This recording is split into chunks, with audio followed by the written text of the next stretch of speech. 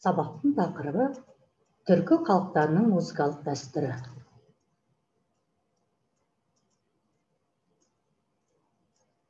Сабақтың мақсаты музыканың түрін, стилі мен жанрын, музыкалық көркемдеуші құралдарын анықтау, тыңдаған шығарманы талдау. Сабақта білетінің өзбек халқының музыкалық дәстүрі мен аспаптары ерекшелігімен танысасың, зерттейсің. Қырғыз халқының музыкалық дәстүрі мен аспаптары туралы білесің. Қырғыз халқының халық әні көл жағасында тыңдап үйренесің.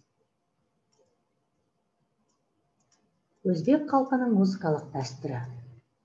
Өзбек халқының музыкалық дәстүрі өте көне заманнан пайда болған. Әсіресе тұрмыс салт музыкасы, дәстүрлі аспаптық шығармашылығы, дастан мен маком өнері, халық әндері және би өнері кең танымал тараған. Бауырлас халқымыздың мейрамдары мен ойын сауықтары әнсіз, бисіз өтпейді. Әндерін, билерін халық музыкалық аспаптары гиджак, дутар, чанг, рубаб, дойра, сурнай аспаптарымен сүйемелдейді.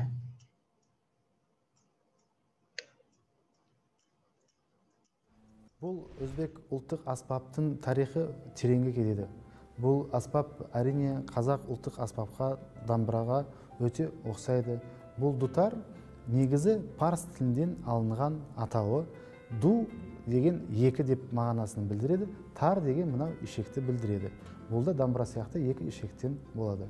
Бұны мынау дауыс тармақтары 13-тен 17-ге дейін болады. Бұлар әрине әрбір дауысыны өзінің ерекшелігін көрсететін жолдары. Бұл енді қазіргі сіз көріп тұрған аспапты, бұл классикалық аспап. Бірақ қазіргі күндерде бұл аспаптың әртүрлері жасалған. Мәселен, мынау көп ансамбльлерде, мәселен, мынау көп оркестрларда шалынатын, мынау ойнайтын аспаптары өте көп. Мәселен, контрабас дутар бар, мәселен, прима дутар бар. Сондықтан осындай дутарлар, олар мынау ойнаған кезде әртүрлі осындай дауысты келтіреді. Осымен әртүрлі дауыстар әдемі күйді шалып береді. Сондықтан біздің ұстазымыз қазір көрсетеді.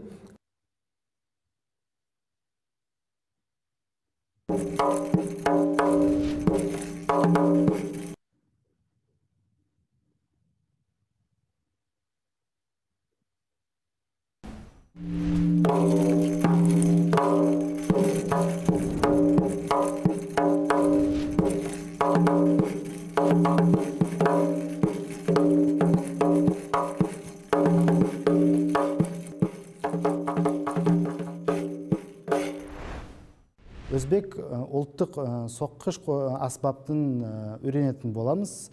Оны аты дайра.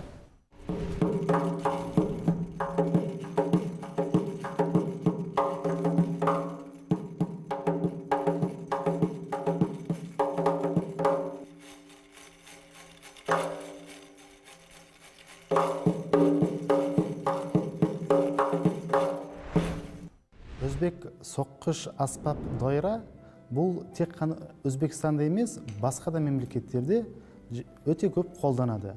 Бұл мемлекеттердің арасында Тәжікстан, Түркменстан және де басқа араб мемлекеттерде көп кездеседі. Бұл құралдың ерекшелігі, бұл аспап жаңғақ ағаштан жасалады. Бір ағаштан алынып, егіліп, осындай домалақ ретінде істеледі. Сосын оның үстіне мынау малдың терінен тартылып, осындай қалыпқа келтіреді. Бұл аспаптың осы ойындан алдын бұны қыздырады.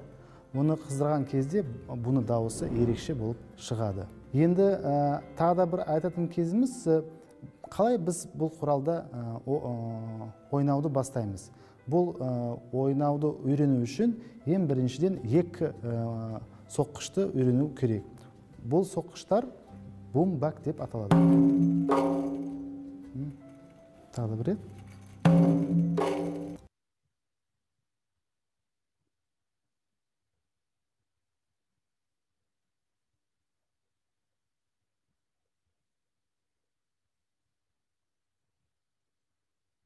Қырғыз халқының музыкалық дәстүрі.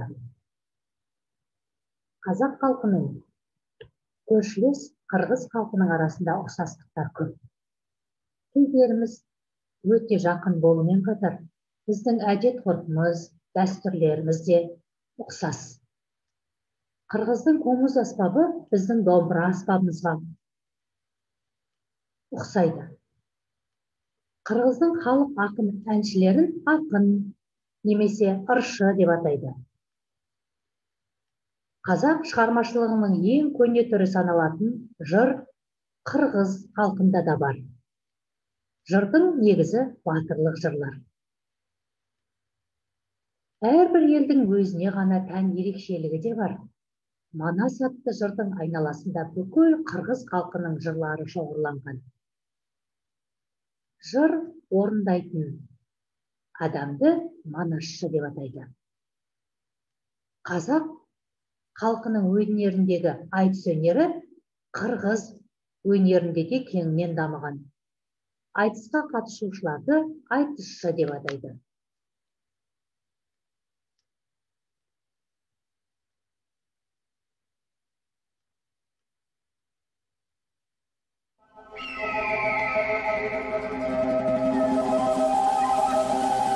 Шөптің сыбдыры, тұяқтың дүрсілі, адырнаның ысқырығы, құбыла соққан қоңыр жел.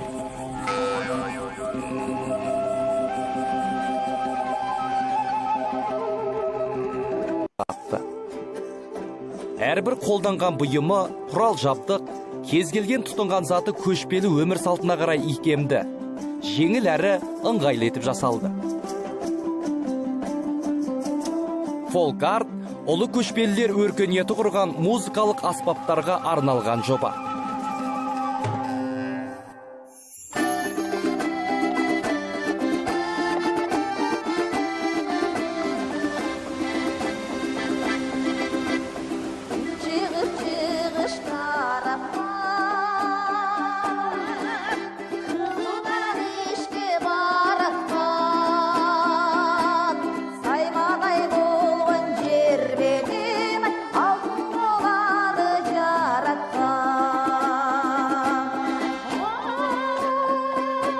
Гегунь. Бұл қырғыздардың ежелгі атауы. Біздің дәуірімізге дейін бірінші мыңжылдықта өмір сүрген Қытай жылнамашысы Цзы Цзянь көне тау халқын дәл осылай атаған.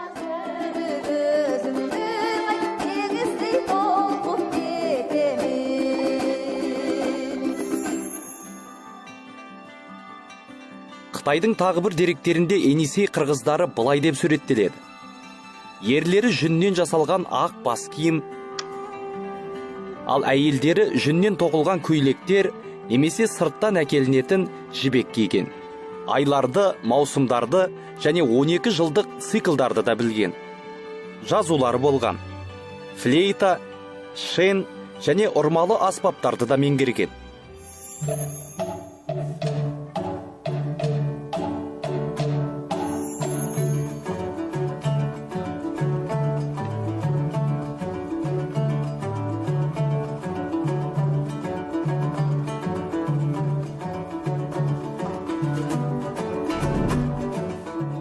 Музыкалық аспаптар кез келген халықтың құнды мәдени мұраларының бірі болып саналады.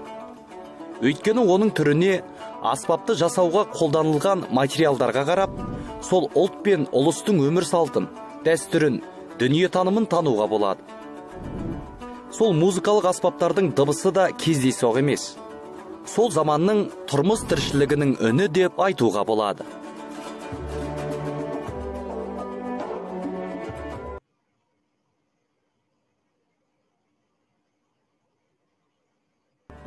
Құстардың сайрағанынан, құбыла соққан желдің гуілінен бір табиғаттың тылсымын ұғынған.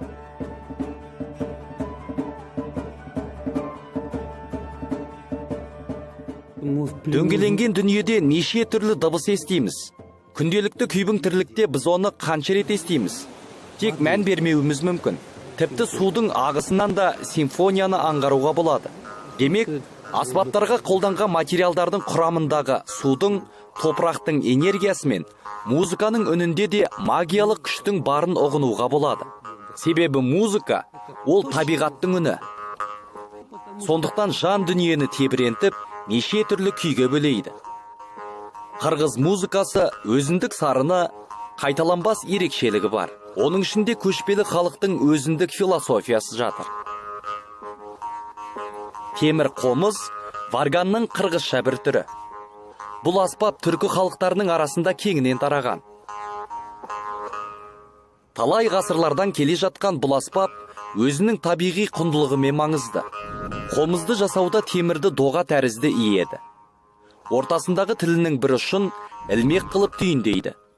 Өзі кішкентай ғана, небәрі 5-7 сантиметр. Алайда бұл сырт көзге өте қарапайым болып көрінетін аспап болғанымен, орындаушыдан үлкен шеберлікті қажет етеді.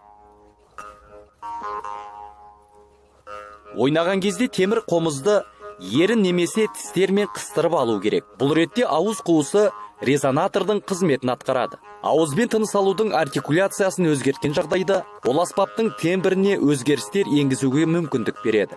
Сондай-ақ дыбысқа диафрагманың орналасуы да жаңа рең енгізеді.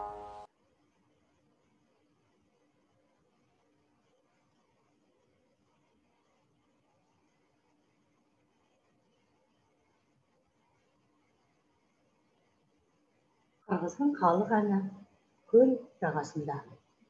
Балалар әуеніне, мазмұнына мән беріп тыңдап, орындап үйреніңіздер.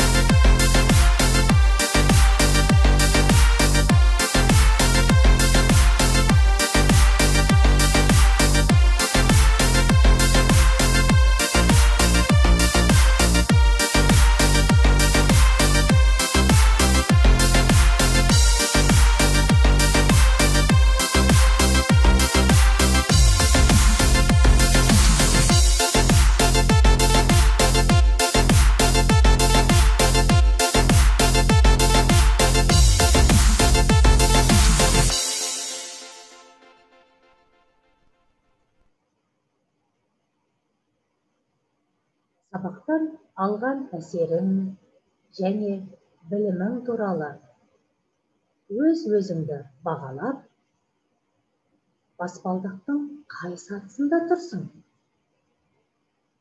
Түсінгенің туралы қысқаша ойыңды айт.